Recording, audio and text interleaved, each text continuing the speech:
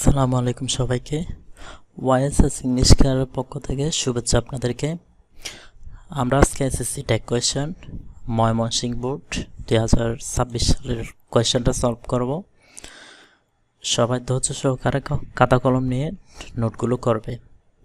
So প্রথম বাক্যটি দেখো, নান ক্যান অ্যাভয়েড দ্যাট। এখন দেখো টেক কোয়েশ্চেনের নিয়ম হচ্ছে প্রথম অক্সিলারি ভার্ব থাকলে সেটা আসবে, যদি না থাকে ডু ডাজ ডিড, এবং এরপর হচ্ছে নট না থাকলে একটা নট আসবে, থাকলে আসবে না। এরপর সাবজেক্টের প্রোনাউন। দেখো ক্যান হচ্ছে একটা মডেল অক্সিলারি ভার্ব, তাহলে আমরা ক্যান লিখব।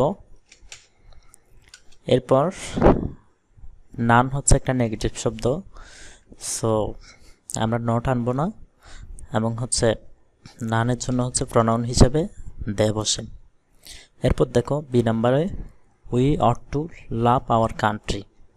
এখানে অট টু হচ্ছে একটা অক্সিলারি ভার্ব, তাহলে অট টু থাকলে অর নট, আমরা যখন নেগেটিভ করব অর নট উই হবে। সাবজেক্ট উই হচ্ছে প্রোনাউন, সেজন্য আমরা উই ইউজ করছি। দেখো লেট হিম প্লে ক্রিকেট। লেটের পরে যদি আস থাকে অথবা এস থাকে শ্যাল উই, আর বাকি সব কিছু থাকলে সেটা হচ্ছে উইলিও হবে। সো তাহলে আমরা এখানে উইলিও বসাবো। এরপর দেখো it scarcely rains in the summer.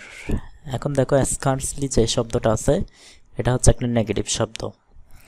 Reigns হচ্ছে এখানে ভার্বের সাথে এস থাকলে হচ্ছে ডাস ইউজ করতে হয়। সো আমরা যেহেতু অক্সিলারি ভার্ব নাই ডাস আনবো, আর প্রোনাউন হচ্ছে ইট। সাবজেক্ট ইট থাকলে ইট হচ্ছে প্রোনাউন। এখন দেখো এই নাম্বারটা, Suman as well as his friends was present. এখানে অক্সিলারি ভার্ব হচ্ছে ওয়াজ, এবং এই পুরোটাই হচ্ছে সাবজেক্টের আগে।